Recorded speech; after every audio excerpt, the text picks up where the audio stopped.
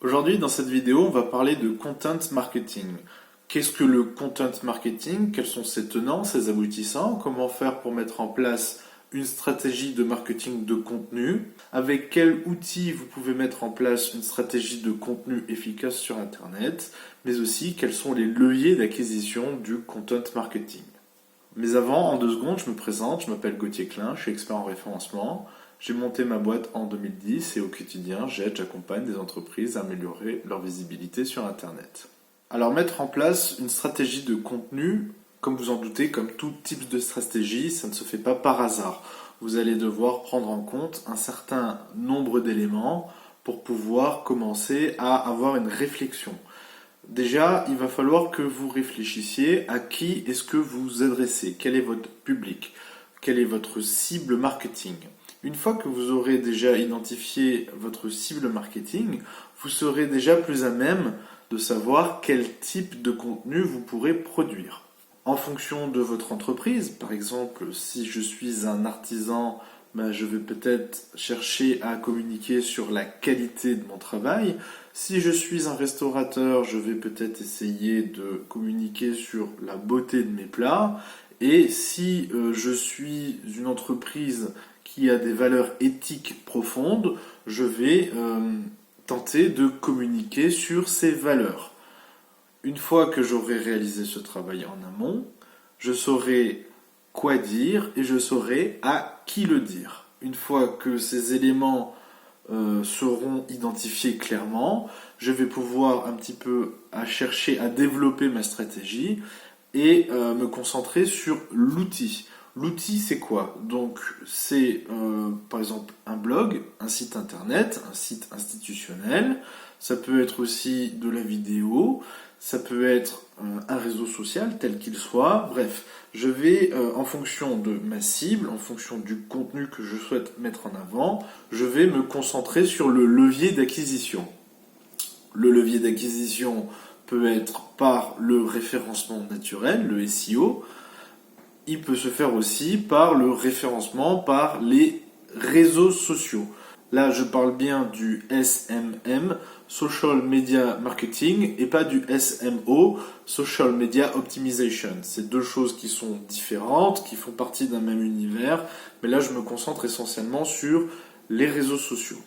Alors, je vais commencer par l'exemple le plus évident, le plus facile à mettre en œuvre sur Internet. Mettre en place une stratégie de content marketing par le biais d'acquisition du référencement naturel. Alors, travailler le référencement naturel, on n'y pense pas automatiquement, mais on peut le faire sur plusieurs types de contenus. Bon, le contenu le plus connu aujourd'hui, c'est le texte par le blog, mais aussi le texte par le site institutionnel. On peut très bien travailler des contenus, référencer un contenu de façon gratuite sur Internet grâce à la vidéo, YouTube. YouTube n'est pas vraiment un média social, YouTube n'est pas vraiment un site Internet, mais il vous permet de produire du contenu vidéo de qualité et qui soit pertinent et classé, positionné dans les résultats des moteurs de recherche. À ce moment-là, on ne parle pas de SEO, mais de VSEO, avec la lettre V pour vidéo. Le référencement des vidéos pour le positionnement dans les résultats des moteurs de recherche. On peut aussi envisager, bien sûr, avec Google Images, avec Bing, avec des blogs un petit peu plus graphiques. Imaginez se positionner grâce à de la photographie sur Internet. Donc directement, sans passer par un réseau social, mais en créant un blog qui a une valeur ajoutée par rapport au contenu imagé. Pour mettre en place une stratégie de content marketing via le référencement naturel, il va falloir respecter des codes, respecter des techniques qui sont complètement inhérentes aux règles et aux techniques du SEO, du référencement naturel.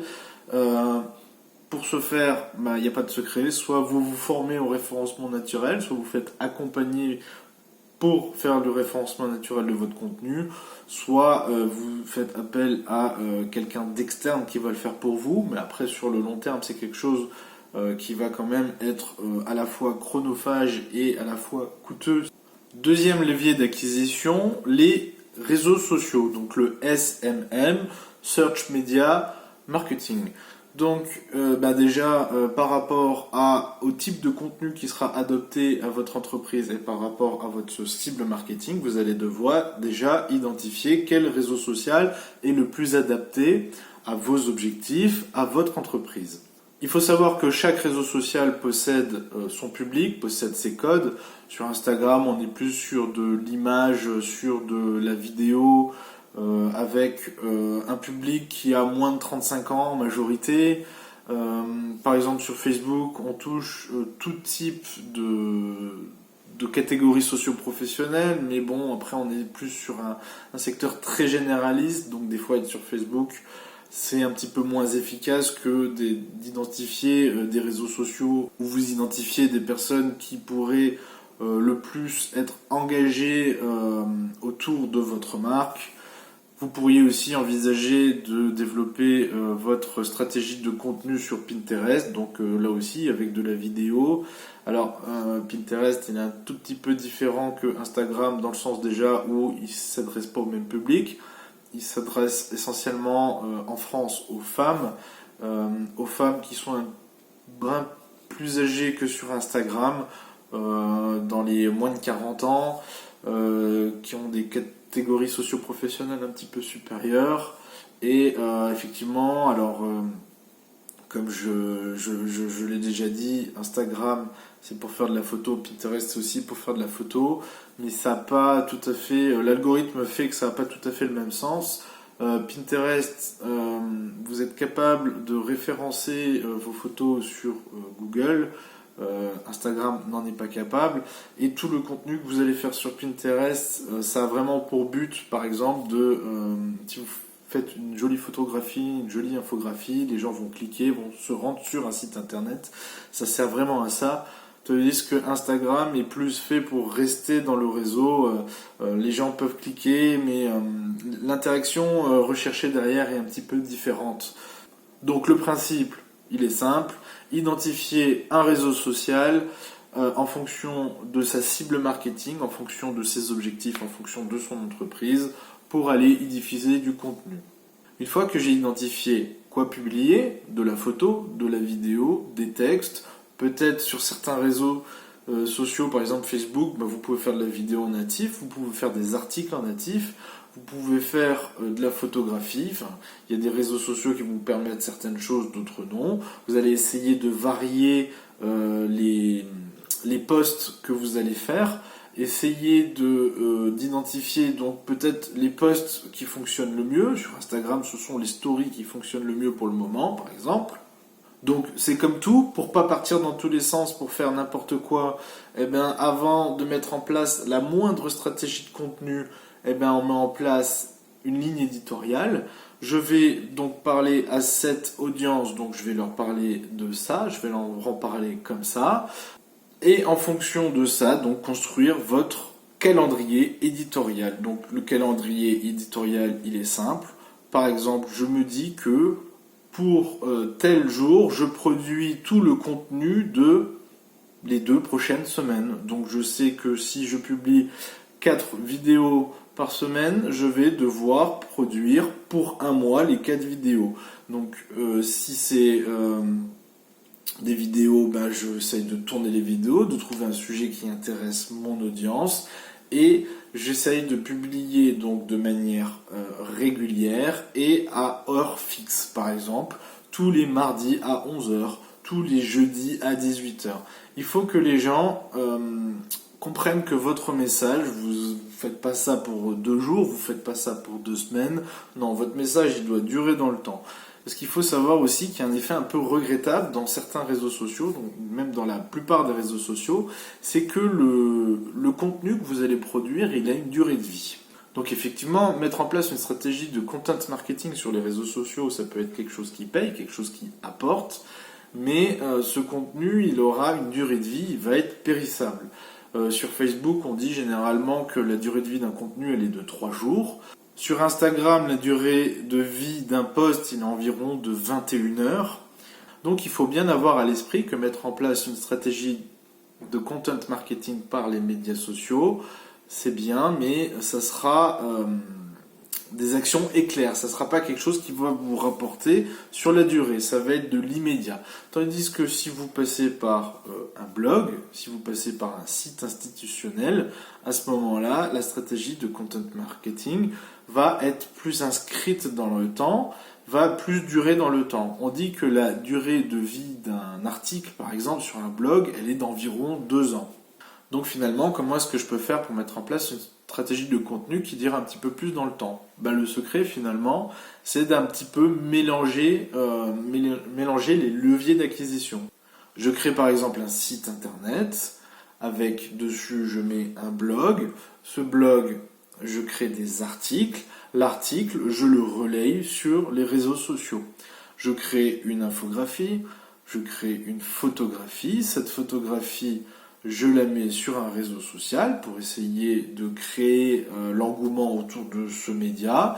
Et cette photographie va amener les gens sur mon blog, ainsi de suite. Donc j'essaye un maximum de croiser les leviers d'acquisition entre les réseaux sociaux, mon site internet, pour avoir la meilleure visibilité possible, pour susciter un maximum d'intérêt et pour que les gens me trouvent plus facilement. Par exemple, si on cherche à mettre une stratégie de content marketing sur le long terme, on pourrait envisager de créer un blog avec des articles, créer une chaîne YouTube en diffusant des vidéos, et ces vidéos, je les réintègre dans mon blog.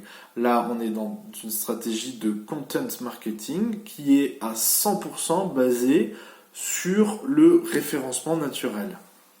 On peut aussi envisager d'autres choses, mettre en place ce genre de stratégie. Par exemple, on sait que sur Facebook, la vidéo fonctionne plutôt bien ces derniers temps, puisque l'algorithme cherche un petit peu à pousser ce mode de diffusion, ce contenu. Donc on pourrait très bien imaginer posséder un blog et pousser du contenu vidéo sur Facebook depuis ce blog. On pourrait aussi envisager avoir un vlog. Un vlog, c'est un blog vidéo, et pousser le contenu de ce vlog sur un autre réseau social, par exemple sur Instagram, ça pourrait fonctionner. Voilà, le tout c'est que vous compreniez vraiment que en fait une stratégie de contenu, ça ne se fait pas par hasard. On crée du contenu, on le crée pour quelqu'un, on le crée dans un objectif bien précis. On essaye de le diffuser sur des outils où ma cible est identifiée derrière. Donc si je devais résumer le content marketing, donc les stratégies d'acquisition par le contenu, il n'y en a pas une, il y en a plusieurs. On va essayer d'adapter son contenu en fonction de sa cible marketing, en fonction de l'outil sur lequel on doit diffuser notre contenu. On peut essayer de croiser les leviers d'acquisition, donc le référencement naturel ou les réseaux sociaux. On va essayer d'aller chercher sa cible, chercher son audience avec du contenu et toujours produire du contenu, que ce soit du texte, que ce soit de l'image, de l'audio, de la vidéo, pour attirer les gens vers moi avec ce contenu. Voilà, j'espère que cette vidéo vous a plu. Si elle vous a plu, vous pouvez toujours vous abonner à ma chaîne. Si vous êtes intéressé par le référencement naturel dans sa globalité, en lien en description de cette vidéo, vous pouvez trouver une mailing list dans laquelle je parle d'études de cas, je fais des tutos, je parle de choses un petit peu différentes que je parle sur cette chaîne. Donc si vous voulez un petit peu booster vos compétences, booster vos connaissances en SEO, vous suivez le lien, vous inscrivez, en plus c'est gratuit.